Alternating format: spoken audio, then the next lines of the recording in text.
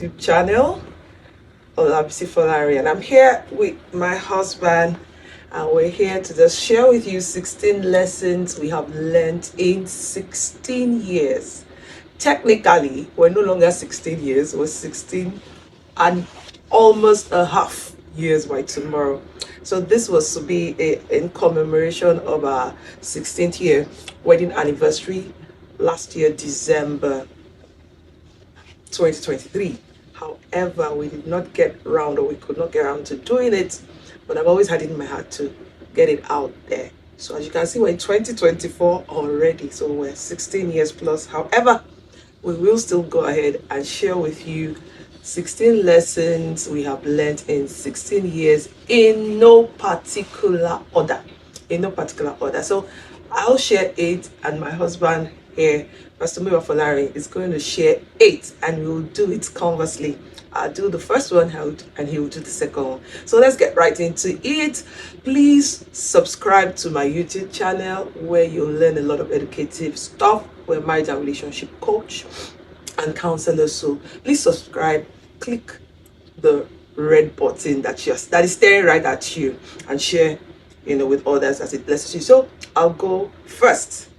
Number 1, you fall in love with a person, but you will have to live and deal with their personality daily, every single day. So yeah, I fell in love with my husband, but my husband is an embodiment of personalities and character traits that you will have to live with every single day of your life. So when you say I do, I've said I do to both the great and not so great aspects. So 16 years in marriage has taught me that the fact that you said yes to somebody, you like them, some of their personalities might not go that well with you, but hey, you're positively stuck with that for the rest of your life. And as long as they're not detrimental things, you guys can always work it out with the power of communication and accept them for who they are. So I think I'll let my husband go with his number 1. My number 1 is there's a difference between practical living and what you have learned. I learned a lot about marriage, taught a lot about marriage before I got married. But when I got married, I discovered that there are so many things that I thought I knew, but I had to be tested on it. Because really, when it comes to marriage is a field where it's like you've got the certificate before you start the practice.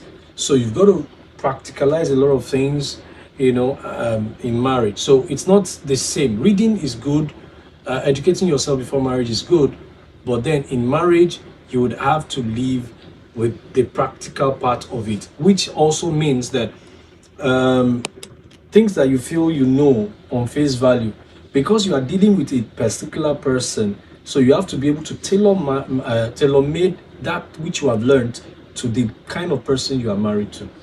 Okay, so you heard it, guys. Head knowledge is different from the practicality of being on the field. And I'll just add one more thing to that. Life will test every principle you thought you have learned or you have been taught before marriage. Life is going to set the exam, that's the word, and you will have to pass. It's after you've passed the exam we can say, or you can say to yourself, oh, truly I learned this principle that I was taught before marriage. And I think it's not such a bad thing, because when you fail, it suddenly seems that this thing about submission that they taught me and I know in my head, when it comes to practicing, it's not always easy. So for me, number 2 would be, in marriage, your husband needs your femininity more than your feminism. And I'm not here to define feminism and femininity, because I think we've heard a lot of that lately. Your husband needs your femininity more than your feminism. He needs your feminine and not feminist side.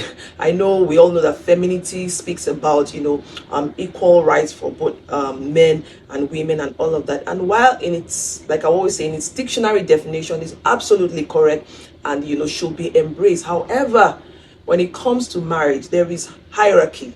All right, and hierarchy is for order, not for subjugation. So I said that to say this: there is really nothing wrong with femininity out there, but however, in marriage, as it were, there's a little bit of soft pedaling that has to go on, because God has already put hierarchy in place. And like I said, it's for order and not for supplication. So men, most times, I have come to discover over the years, over this last 16 years, that you will win more with your man just being feminine. Like, that's who God created you to be, for God's sake. Women, be feminine, just be a woman.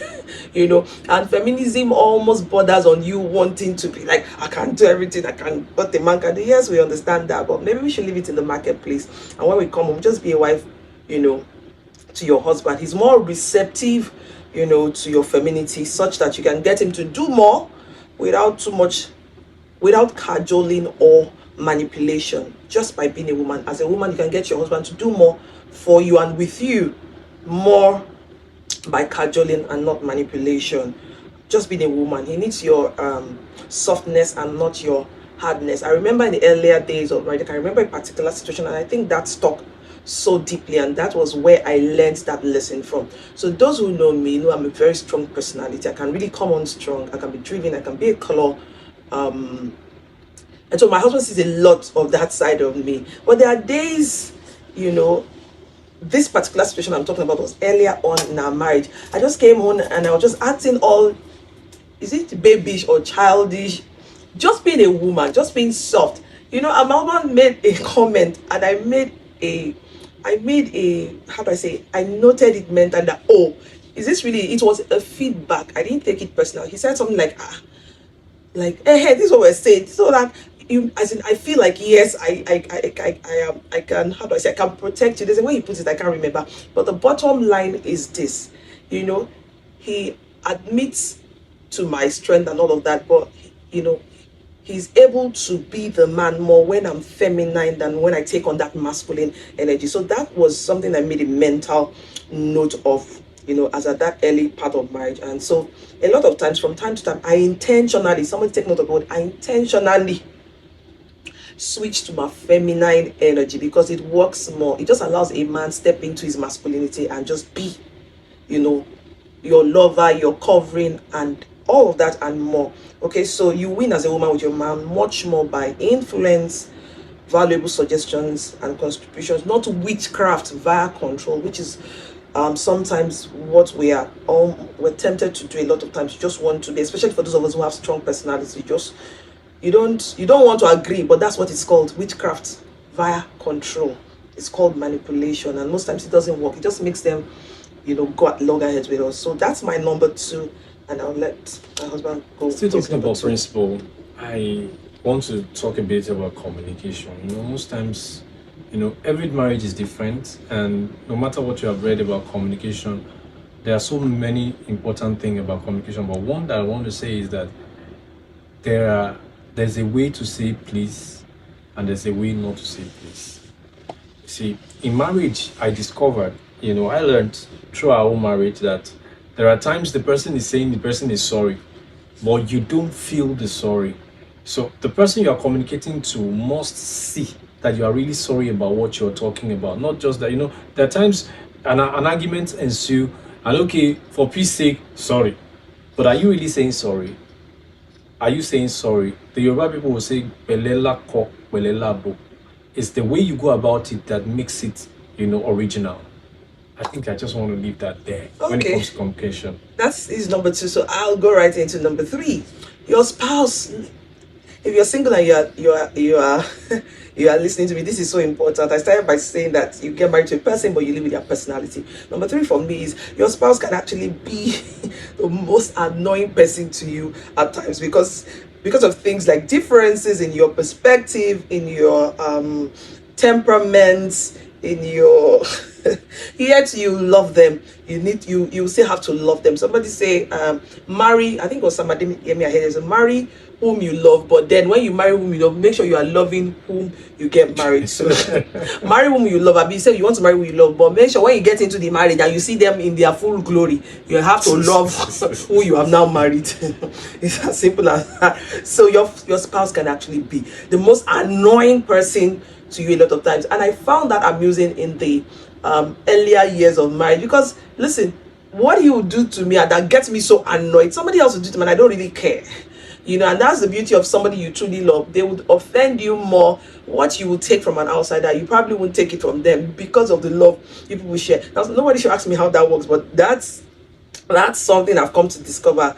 And so, because of your differences, we all come from different worldview. My husband had a very rich, deeper life background, even though I had CAC, but really I did. I was always very open-minded. So some of those differences in personalities could cause a clash, which shouldn't be a problem. So even though, upon still, I've come to discover that these differences, they are actually a winning strategy if you can truly harness them.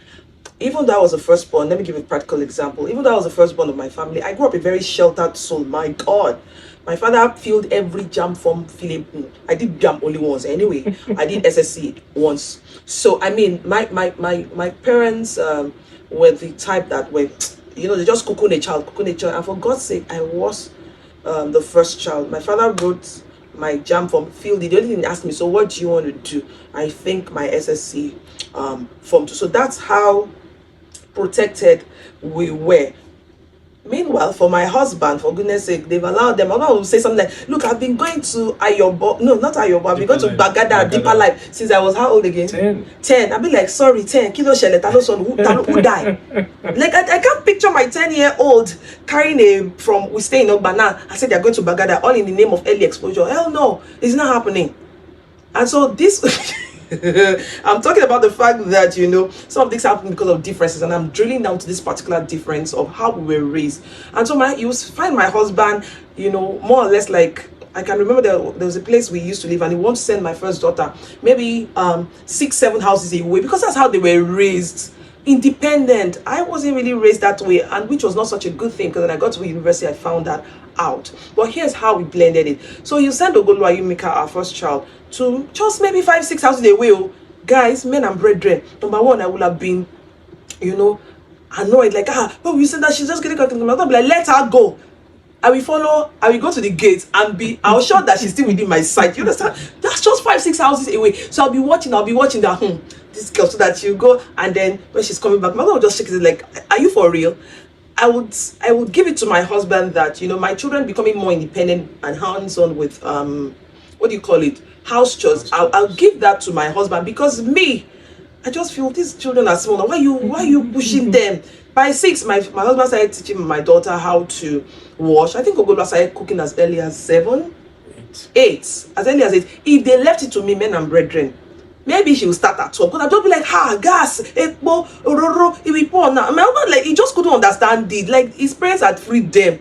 Somebody that is going from Miron to Bagada, that's a whole distance. Like, I had drivers wait on me. I had, you know, at the initial stage, there were gardeners. We had domestic at some point in our life, you know, between that secondary, between that primary and maybe GS2. So I can't comprehend. It's like my lesson, we lived in there, my lesson was in Apapa.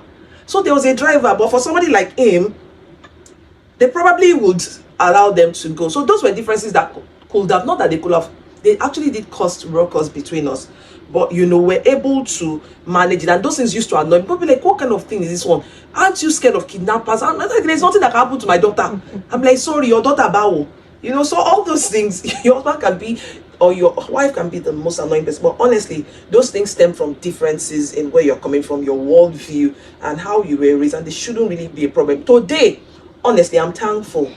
I'm thankful that Ogolo started cooking early. Now there's really practically nothing she can't do, and because of that, you know, we've been able to bring the remaining 2 up in that state. So there are days I'm tired. In fact, several days that I don't even enter the kitchen. I don't know what's going on in that kitchen, but I will eat because Ogolua can do it. Now, with the benefit of hindsight, that really helped. But if it was left to me and me insisting that no, you know, we probably would have she's going to be 16 in October, a 16-year-old who is not really you know, how do I say, it's home savvy like that. The irony of it was that while I was sheltered, my mom still made sure that, you know, I was domestic to it. So all these things, whatever the differences are, there are things that should be worked on, and, you know, we look at the greater good. So that would be my number 3. My number 3, I learned this in our first few years of marriage. In fact, the first year of marriage. I learned that it's more important to listen than to speak.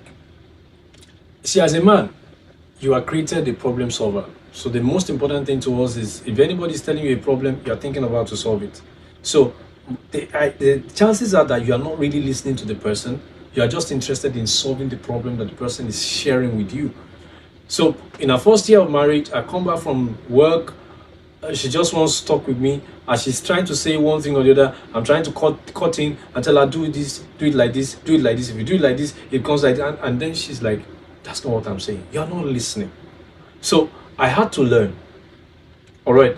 And then as a person, as a man, generally, I'm impatient. I don't want to hear all the stories. I don't want to hear all that you're going through. I'm tired already. I want to sleep. But I had to learn to be patient. I had to learn that when it comes to communication, listening is a very important act more than how you speak. A lot of times people feel that in communication, when I've been a married counselor, we've spoken to several people about communication, and they say they do communicate. But the question is, are you listening more than you are speaking? Or are you speaking more than you are listening? And to listen, I'm really talking about that you listen to understand. You must listen to understand what the person is really saying. What's the person really saying? Because by hearing, you may not actually understand what the person is saying. You've got to listen. And listening involves with your own mind, with everything. You are allowing the person to say what the person is saying, and you are giving the person the opportunity to talk. Then also, you must listen to appreciate that person's point of view. What's that person trying to pass across? What's that person trying to say? If you don't do that in your marriage, you'll be having problems. And I'm saying this particularly for men because we are created problem solvers. It is easier for us to want to solve a problem. In fact, most times, a woman is telling you her issues not because she wants you to actually solve a problem. She's telling you her issues because she wants you to empathize with her. She wants you to feel what she's feeling and then wants you to just listen. If we listen more, we'll have a great marriage. Everybody. Okay, so as a part B to what I said in number 3, I've come to realize that where you have a weakness, your husband most likely, your partner most likely has a strength, and where you have a strength, most likely your husband has a weakness. Let me put it this way: where my husband, Pastor Mira, has a weakness, most likely I would have a strength in that area if you got the equation of choice right. And wherever I have a weakness, he would have a strength there. And ordinarily, these things can cause a fight in marriage. What you should be looking out for is how to be a gap filler. Okay, this thing that this person lacks, is it something I have a strength in? Instead of arguing and trying to force them to become who they can never become, just fill in the gap. So that was my husband's strength. For me, I just couldn't release my children just like that.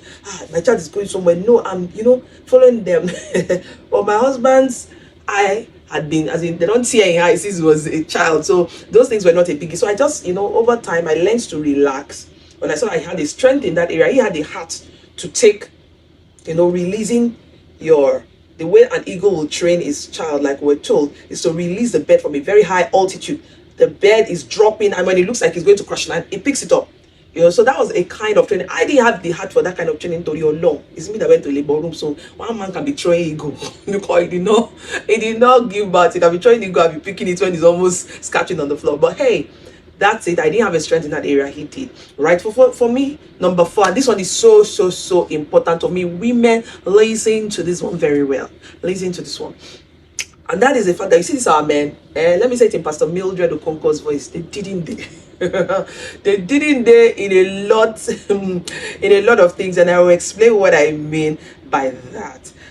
What this translates to, what this looks like, in simple terms, it simply means a lot of times men could be clueless about a lot of things we women think they should know. They are completely clueless. Their life is very sometimes unidirectional. They want to face one thing per time. You can handle 5, 6, 7 things at a time. A man wants to be focused, and honestly, that is wiring. He's given the role of being the visionary over the home. So is focused on that. So never assume that your partner knows that you are angry or pissed with them Or else now you lose. So when I say they didn't date, sometimes they are clueless about how you feel. So in marriage, you have to learn to communicate. And I think he said something about communication, but this is another angle I'm picking. You need to be able to learn to communicate your feelings. Now, how you communicate it, when you communicate it, are also important, but that's not where I'm going to, because I think he has touched on that. Where I'm going, the fact that you have to let out your feelings. Your husband is not the Holy Ghost.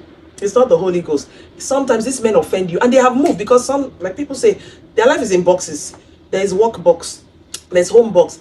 Your husband offends you in the morning. Guy has gone to work, has forgotten about it. He comes home and he just picked up from where you people stop, the good spot you people stop. And initially in marriage, I'm like, come. It's not happening. It used to be so important to me. Like, no, we had pending issues, sir. You can't just come and bamboozle your way and start acting like nothing happened. Sorry, sir. We have to continue from where we stop. So, sir, can you remember that in the morning you did this thing that really annoyed me? She was like, oh, I have forgotten about it. I said, no, I'm not was annoying me. And and that's the beauty of a man who knows how to apologize. I'm like, okay, I'm sorry. And if it's something that he is really angry about, yes, he's sorry, but he will also, share his views. Listen to me, when you don't learn to do that, resentment builds up. That's why sometimes it looks like hell had no fury like a woman scorned, because she's been piling up resentment. She's been thinking you should know that I'm annoyed. Sometimes you're annoyed and the man is totally oblivious. He's gone about doing his own thing. Let me give you an example. We're supposed to shoot this video. Today's a Friday. On a Tuesday, and as we're coming, we had some misunderstanding. I was really raking and really fuming and angry because I told my husband about the shoot and he wasn't ready. He got to that day, his clothes was, I'm like, hello sir, I don't understand. I thought we've spoken about this, we prepared for this shoot. I'm like, oh, I'm sorry, but honestly, they had just fouled my mood. And the studio is just a stone's throw from where we live, so we'll just have to walk down. And guess what, guys? Like I said, men didn't date. As far as it's concerned, okay, I sorted that one out. And he actually apologized, to the truth be told. He said, I'm sorry. But honestly, I was just fuming like, which one is sorry? Which one is really sorry in all this matter? Because we have planned this thing. This is something we're supposed to have done December last year. And in March, I'm still apologizing for not being ready. I was all my feelings and all that. But like I said, dude apologized. As we're walking down, typical man, he had forgotten about that. He started gisting about, and he was literally laughing that, this one. And in my mind, I'm like, hello. I didn't say that. In my mind, I was just like, Shima is serious. Is this man serious at all? Yeah, it can't be me that he's talking to. Like, yeah, you're actually joking. This is a joking matter. Like, what's all this playing you're playing with about? Man, see women. And let me give you. So in my mind, I'm like, why is he jumping to play? Who is even playing with him after almost spoiling today's shoot? That is he serious at all? Like, we're not done with that. So you can't just jump to the next thing. What's that? So he was talking, I wasn't answering. He was joking. I'm like, but these men are very funny. They're very quick to move. It's a good thing, but honestly, for women, our emotions always get into play. So please learn. Men didn't date. When it comes to your emotions, if they're not picking it, they're not the Holy Ghost, you need to let them know. Guys, before I slept that night or the following day, my husband can bear me witness. I still refer to, like, see, I need to really tell you so I can move. You annoyed me. This guy had apologized that day. I said two things. There are two things I wanted, and I started from that one again. Emotion. And I started from that one again. That how dare you? You messed up our whole shoot, and then you had the audacity, the temerity to be joking like Essa. As if I was the one that did not want to shoot. It was the guy that did not want to shoot. Anyways, guys, what I'm saying is, please, these men, they live in boxes. They don't carry this matter on our head. The fight you people fought at home, or the misunderstanding that they have gone through work hard, they've left it. You is still stringing along. If it's there, so that resentment doesn't build in mind, always make sure that you express yourself. Why? Men are not necessarily emotional like that about life and things. They move on faster. But women, most of the things are tied. Our emotions are very, very they are very, how do I say it? They are very, very interconnected with everything that we do. It's one of the reasons why you want to make love to a woman that you're offended in the morning and I wonder why she's not responding. It's simple. Men didn't they? Why should she respond is the question. You tampered with something that messed up her emotions. You've not sorted that out. You're not being respond. You're not coming to rub body or you're pulling bra. Essa. She should respond because life is not all about emotion. Life is not all about emotion. It is what it is. So let's learn to. I remember before I give up my husband. God. I remember a scenario. This was my dad, so that you know that it's not just about the younger ones. I used to remember then in Port Harcourt, my dad, he could really get angry, over things. And so one of the things I used to do and make sure that his food was ready, that's one of the things that would put him in a good mood. When he comes, his food is ready, he's okay. But maybe he had just, my dad used to use the rod a lot. He used to beat, so sometimes you annoy him. So he finished beating you. Men, like I said, he has forgotten. The next 1 hour, you won't believe it. My daddy is coming and is wanting to play with you, cracking jokes, and in my mind, like, she Baba is serious. You just beat me like ewu like goat now. Of course, I won't say it so that another one will not learn. You just finish beating me like ewu like goat. You're not playing. That's meant for you. So women, please, at that level, I'm a daughter. They don't born me where to be saying I want to share what you will chop another cake. But I mean, now as married couples, please let the men know they didn't dare a lot of times and they are not the Holy Ghost. Share. Okay. Let me just add this as my next point, so that so to say something that is very important at this point. Listen, your partner is not your enemy. No matter what happens in that relationship, no matter what's going on in that marriage, your partner is not your enemy. The day we actually come to an understanding of this truth, it will change a lot of things. Most times, the Bible says we wrestle not against flesh and blood, but against principalities and powers. If we really want to put that in context, it means that the person that offends you is not really your enemy. You don't know what the devil has spoken to that person. You don't know what the person is thinking about before the person reacts like that. So most reaction you see from your wife at times, most reaction you see from your husband at times, may be based on several other things apart from the person. So basically, understand, your wife is not your enemy. Your husband is not your enemy. In every circumstance, you must turn the light on the real enemy, who is the devil. The devil is the real enemy, and it must be the one that you turn the light. When you turn the light on the real enemy, you discover that the person you are actually trying to fight really is not that much of a problem. That is my number 5, I think. My number 4, yes. Okay, 2 quick things I'll say, and I'll drill it down to sex, which is a very important aspect of marriage. Still talking about learning to communicate accurately, to your spouse. Women, sometimes you want something from your men. You are giving all the signals and he's not picking it until go for the jugular. What did I say? Go for the jugular. What I mean by that, even when it comes to sex, if you're, like I said, these men, they didn't date sometimes, they can be very straight-jacketed. They're just going where they're going, focusing on their focus. So if you want something, you're giving sex signals, you're angry and stewing over a matter like I was, the guy's completely oblivious to it. He's probably coming and say, let's go to me, you're starting playing, you're still boiling. At that point, you have become the wrong party.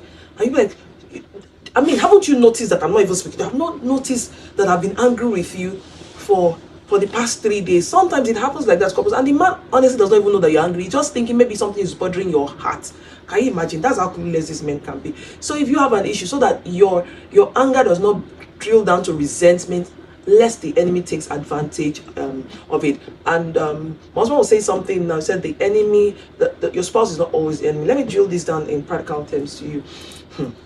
I've noticed something, and I still shared it with him today. Whenever we want to come, maybe we have a photo shoot, and me, I'm a creative, okay? Even though pastoring has taken a bit of that pattern, but I'm a bloody creative. Like, I can be creative with ideas, things, and all of them. I'm playful when I enter into my creative side. My husband, that's not really his personality. He's more of a conservative person. So sometimes, or a lot of times, every time is what I've noticed, and I just shared with him because I want to make this truthfully and practical as possible. I said, I've noticed this is becoming a pattern. I now come up with something like, we want to dance. And not like, he must be in the mood. It's not your kind of content creating person. I'm like, okay, let's enter formation. No, you understand? And I'm like, you're so boring. Like, you can be so boring. Kitty, big deal. Like, you're like, no, I don't want to dance. And it's when I sit down and look at it, it's how silly that little things like that will begin to degenerate into big fights that will really cause big fight. And I'm serious about it. It almost happened just walking down. Like I said, our house is just a stone's throw from the studio. Walking down, and I began to see that as in, like, we want to really now. We will never get physical, but we disagree. To agree. I said, what? I think this is becoming a pattern. If it comes to photo shoots, because that's not your personality, or things like this, maybe I want to switch the script and like, can we dance? I'm not like, I'm already boiling up. Why are you such a why are you such a wet blanket? Why are you such a spoiled sport?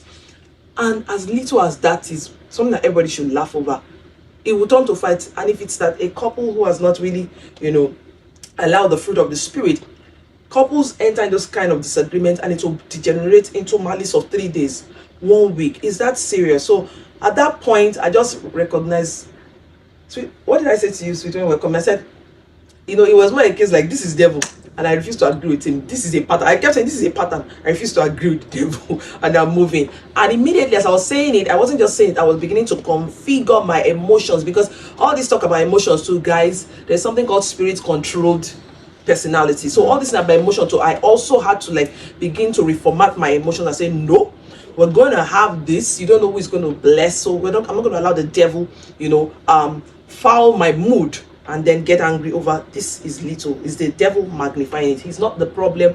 The devil knows that what we're about to do will be a blessing to so many people. So I cut it off, right?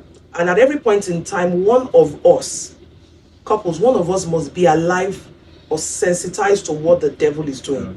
At least one person. We both can't be deaf, tone deaf to how do I say, sight the devil when he's on the prowl. When an argument between both of you that are usually loving is getting out of hand, just know that the enemy has entered the matter, and you know somebody should put a stop to that. Number 5, while opposites attract at the beginning, along the way you begin to repel yourselves, and if not handled properly, it will lead to loads of issues. But with awareness and knowledge, you know, that repulsion will begin to, you guys will begin to blend. What that means is like, let me give a practical example. So you start with opposite attracting, along the way, 1, 2, 3 years, but you begin to repel because you're suddenly like, no, I need some action here. But over time, when you guys recognize what is happening, and for those of you who are in your first year, you need to begin to recognize, so that when it begins to happen, you say, oh, this is what is happening. You will repel. There's no how, because opposite, you know, characters, like I said, are more vivacious. My husband is the calmer version. Like I said, I would love to do a dance after this photo shoot, but the way it's going, it's not looking like my husband going to. Is enough for me to get angry. All right, and I've already told myself, BC, instead of you to get angry, leave him. Do your dance by yourself. Do you understand? Thank you. Do your dance by yourself. All right. So, but over time, we've also blended on a lot of things. I'm not spontaneous. My husband is spontaneous, and that annoys me about him. We can be using Blue Band in the house, and I love Blue Band for years. But I will just go to the supermarket and bring another brand. I'm like, sorry, kilo tieshele gongo no. And meanwhile, that's spontaneity, that calmness was what I really liked about him. Okay, that calmness. And I also believe that a part of my drive, you know, especially in the lines of ministry, where ministry people, was what he liked. But guess what? As the years progress in marriage, sometimes I can come on too strong, and that's why I talked about feminine energy, and that pisses him off. That repels him. Yes. And sometimes he said yes. A whole lot. He said a whole lot. When I come in really strongly with that energy, it repels him. But I can tell you, it's one of the things that he saw. Maybe he saw it before, but like, this girl, you know, that is so brazen, and so driven. Small parts. He said he was saying that's what marriage does. Marriage amplifies it. That's strong parts because he's living and sleeping with me. Marriage has amplified it, and it began to repulse him at some point. And for me, it's calmness, because we got to do this thing now. Gentility is not going to answer this matter now, but that's what attracted me. His cool, calm nature, always, you know, solution oriented with peace. All right, but now we are blend to blend. Where that strength is needed, we allow the person to bring in the strength, and where the calmness is needed, we allow the person to. So I need new people getting married to understand. Even old people, that's what is happening. There's nothing wrong with your spouse. You did not make it's not all the time that you made a mistake in choice. No. It's not all the time, because you were so quick to say, I made a mistake. No, sometimes it's not mistake. It's you getting aware.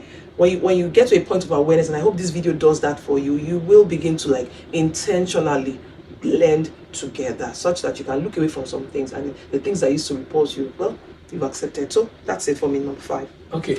Number 5, I want to put this up, and I hope you will understand what I'm trying to say. Don't attempt to keep things from your partner, no matter how little or big those things are.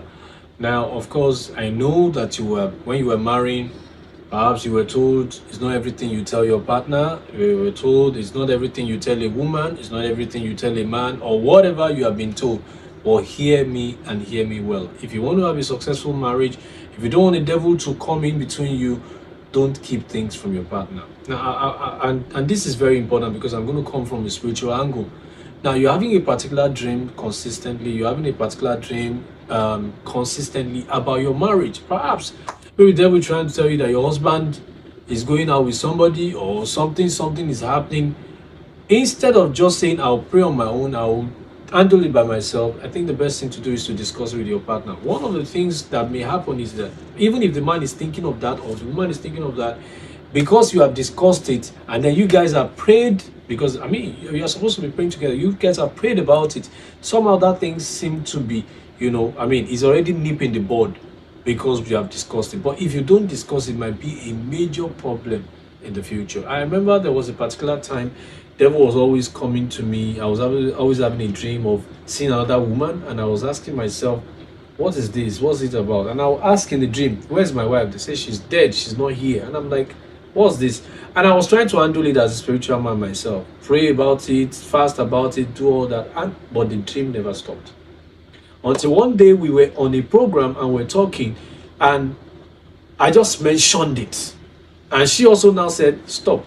And said the same thing, that the devil was coming to her and was showing her certain visions and then making her feel, look, if you die now, this man will marry and all that. What am I saying? If we have discussed that thing earlier, that dream would have stopped. But we didn't discuss it earlier. We thought that it was not a biggie. I mean, I thought it wasn't a biggie, that if I deal with it spiritually, it will be over.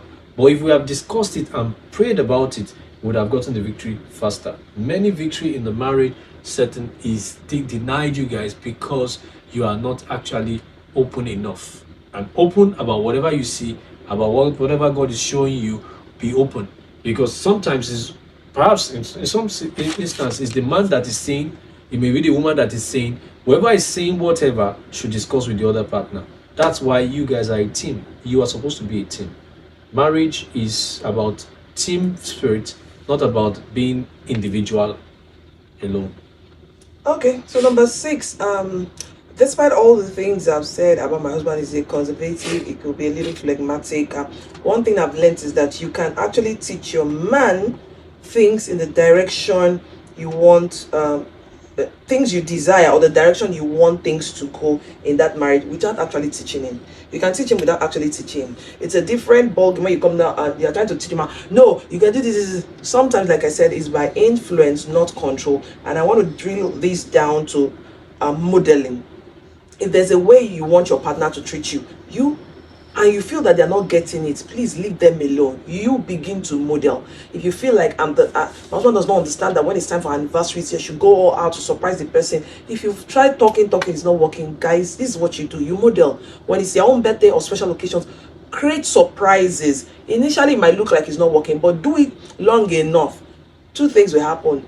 It will seem to a point like, oh, more, this girl's birthday is come. What am I going to do now? You have set in motion something. So it won't even be a case of them trying to beat you at your own game, but like, oh no, they have stirred something in you, and because you are not a wicked soul, for God's sake, you will do it. Another thing was, like I said, my husband comes from a deeper life background. And then, truth be told, some of us we didn't see our parents do some of these things, the endearments, the hugs, the kisses, and all of that. So at some point in my marriage, I just felt, this marriage is getting too boring. I need to infuse some life into it. So I started, then my husband was still working. I started things, endearments, like, when he's going to work, just give him a hug, peck him, give him a kiss. And when he comes back, listen to me, guys, at first it was mechanical, even for me, because it's not like I saw my own parents do that, and I know for him it's even worse. There's nothing like that. So what I began to do was, when he comes back from work, oh, how was your day? I meet him at the door with a hug, with a peck. Initially, let me tell you what this my old school man did. You could feel the you could feel the stiffness. He's not used to that. Not that he doesn't like it, but he didn't know how to receive it or respond to it. What could have happened if I allowed the devil at that point is that I'll get so ticked up, like, Kuku Sabi do a best they do now, you don't feel receive, right? And that's why for women, yes, there's emotions in all what we do, but there's also a part of, spirit controlled emotions. So I could have taken that feedback and felt bad about it, but I was on a mission to influence this guy to begin to accept endearment. And so I did it long enough until it became lifestyle. I wasn't caring about whether he was responding or not responding. Sometimes you're okay, I'm just like, what's the bye. not in a bad way. Like I said, he's not used to that. Okay, and I understood it for what it was. I didn't take it like, no, this, that. Over time, guys, this is 16 years later. It has become a culture in our home. It got to a point. It was my husband now. He comes from work and you don't even give him that hug. You'll be looking for the hug. Like, what's going on? It will be like something is not, it's not quite complete in this coming home package. Same with going out. There was a situation where I was praying, and he was going out very early. And I wanted to use that excuse of praying because that particular morning I wasn't in the mood for that ritual of hugging him and traveling. I mean, that has become a ritual in our house now. And he went out, and let me say, 30 seconds later, he came back in again and he stood and was looking at me. I'm like, what happened? You forgot something? He said, yes. I mean, you forgot something. You forgot my hug. And I'm like, are you being serious now? He first of all entered and said, I wanted to put off the security light. I said, he put off the security light and he stood, he was waiting again. I said, you forgot something? He said, yes, you forgot something. I'm like, what? He said, I mean, this hug, I burst out laughing so hysterically because this was something he was struggling with at the beginning of the marriage. But I chose to model what I want my man to, I just modeled what I wanted. And yes, over time, he picked it up. There was no fight. I just kept on doing it. So also with birthdays. On my husband's 40th birthday, I put in a lot of effort. That man could not sleep the night of his 40th birthday because he had not been celebrated that way before. It was intentional. He's still saying, yeah, you gotta give me some credit. You know what I'm saying? So I mean, I put all my best into it, and it was a blast. My husband had not been celebrated. He could not sleep. I'm not joking, guys. I'm not saying this very. And he woke up like, I've never felt so. So you can model. You can teach your husband without teaching him. In all I've explained, I did not carry cane and say no, and I did not turn it to fight. Modeling works a whole lot, especially if you married a man of God. If you did not marry the devil, sometimes the devil God, you can influence him by being good. Yeah. So Okay. Now I'm going to something very important to my heart and dear that I got to learn also in marriage, and this has to do with the fact that loving your wife is not easy. I know a lot of times women say that you don't need. I mean, women you keep saying that what the commandment God gave to men is very simple. What does it mean to love? I mean, to that their own commandment is more difficult. Well, guys, let me tell you the truth. To love your wife is not easy. Sometimes you don't feel like loving, especially if you want to love the way the Bible says you should love. I'm sure you know that there are at least 4 kinds of love, and the one the Bible is saying you to love, that you should model, is the one called agape. And agape is God's kind of love. The love that even you are doing bad, and God is still blessing you. How easy is that? There are times that your wife is doing something very difficult. I mean, it's very bad. Annoying. I remember there was a particular day I was going out and she did something that I was very, very annoyed about. And with that, I mean, I should not go out of my way and do anything. But I remember that day quite well. As I was coming from where I was going, that day she didn't even give me any hug. She was just angry. As I was coming back, all the money I received as honorarium, I just had to first of all think about, okay, what can I give her? And then it's even bad now that even if I go out and they give us food, I will not eat the food where I've gone. I must get it home first. True. And then let us share. It's that way because I always ask myself that I'm told to love. So I love unconditionally. And I should love unconditionally. Love your wife the way God wants you to love you. Love her is not easy. Pastor Muyiwa, did you just say that? Yes. You just said that? Yes. Okay. We shall settle this matter after this time out. Okay, so I think this will be my number 7. Never make a man feel unneeded in your life. His sense of worth is deeply tied to his ability to provide. So never rub it in his face, even if there are down times in that marriage. When he's falling short, as long as you can see effort and willingness to change. A lot of women, the cosmopolitanism, pardon that English of the time, has so much empowered which we women, and which is such a good thing as well, because we can also contribute well and equally to the family. However, no matter how empowered you are as a woman, I say it again, out there in the marketplace, please rule, reign, and dominate. In the marriage, when you step out of your office into your home, it's a different ball game. And that's why for singles, please marry the right guy, because he will understand that your submitting is not stupidity, neither is it occasion for subjugation, right? Never make a man feel what I'm even any more than you, man. Like, well, I mean, I can do without you. And I've heard a lot of women feminists say that. I mean, I can do without a man, and that's why you have a lot of baby manners, because people feel I only need a sperm. And right now it's even bad. They don't even need a physical. They can just go to a sperm bank and get it done. That's not the original design of God for marriage. And so if you find yourself, dancing around that baseline, please retract it. It's only going to lead to problem in that marriage, right? A man needs to feel needed. He needs to feel his need in your life, and there is a need that a man has been created to feel in your life. Please allow him feel that need. Sometimes even as a woman, you're earning more. Please don't misinterpret this, because I know these people who listen to it. Don't misinterpret this. Don't be quick to always bail out your man. All right, especially if you know he can stretch some more, even when you can afford it. Don't be too quick to bail him out. Let him be the man. Let him stretch. All right, don't always, because sometimes this is what happens. You push it in their face that you can provide, you can do everything so much so that they just relax, like, okay, be doing it and be going. No, you are not making him feel needed, so he feels okay. You go ahead with it. Over time, you'll get tired. Over time, you'll get frustrated, and you still come out here and cry wolf. So please never make a man feel unneeded. There is a need for a man in your life. That's why God brought Adam and Eve together. And everybody has their roles. It's almost the more powerful you become and financially empowered as a woman, the more humble you should become, because you will, if you're not careful with the help of the Spirit of God, you will begin to cross this line subtly, at the initial. And for some women who are not godly, it's even intentional. You don't need it. Okay, I just want to also talk about the power of two. It's very important to leverage on the strength of one another. I think Pastor Bisi has said quite a number of things along that line, so I don't want to flog it. It's very important for you to leverage on the power of two. And the power of two, the Bible says, one shall chase 1,000, two shall chase 10,000.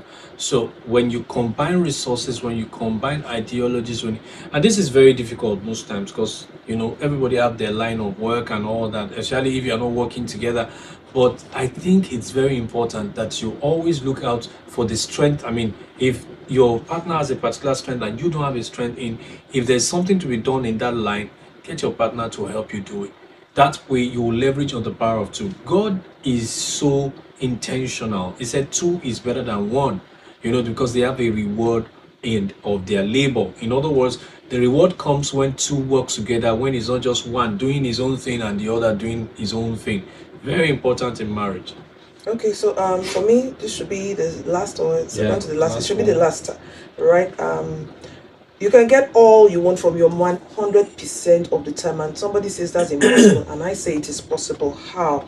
You need to understand the power of affirmation and influence. Even when your spouse has done bad, can you please start with remembering the good things they've done, and then make sure you're praising them along that line. Then you can now slot in, but I think we can work on this. Please, let's leverage more, especially as women, on the power of affirmation and influence.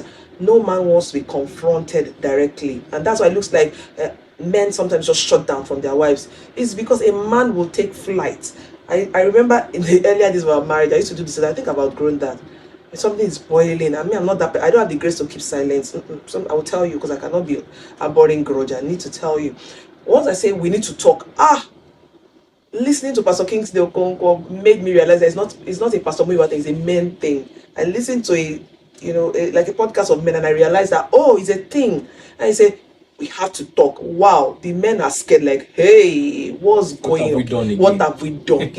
So their hearts are palpitating. Okay, so it's enough to say you're calling for a discussion, but please toe the part of suggestions, and suggest more, not try to control, and trying to suggest and influence more by suggestions. Avoid manipulation and control. So, have you said your number 8? Well, I'm not saying my number 8. Okay, go ahead, sir. I don't think you have already said my number 8. So I don't want to say it again. My number 8 should actually be that, unlike Pose and Travel, she has said it. So okay, so I'll just end it with this bonus, which is the fact that, listen to me, whether I think it's more for the married. Some things about your spouse will never, somebody put the never in capital letter, will never change. Please learn to deal with it, accept it, and make the best out of it. Somebody's already screaming in rebellion. No, I'm not talking about domestic violence. So I am not talking about anything that is detrimental to your health or to your life. No. Okay. Anyways, some things can never change about your spouse as long as there are things you can work. They can work on. And when I say work on, listen, sometimes they would try and please you, but most of the time, because that's not who they are, they will still falter. I always like my things arranged. If I arrange my drawer in the morning or a drawer, my husband, by the time it's like he has scattered it. So there are days I come, I shout out of annoyance. There are the other days I look away, Moya look away for peace sake, because after 16 years of being married to him and courtship of 5 years and friendship of 2 years, it has suddenly dawned on me that this aspect of this man, it can never change. And the Holy Spirit is asking me in addendum, so what are you going to do about it? Why are you there? I thought you were helpmate. So I've accepted it's not cross. My responsibility to help meet. When it's scatter, arrange. The days I don't feel like must arrange and the other person must scatter. That's what makes make it easy for the life to move on, Sure on here, guys. Is that one talk? Is that one talk? I can also insist that no, you can change. You can change. Some things will never change about your spouse. Don't kill yourself and don't kill them. Amen, amen. As long as it is not harmful or detrimental to your life.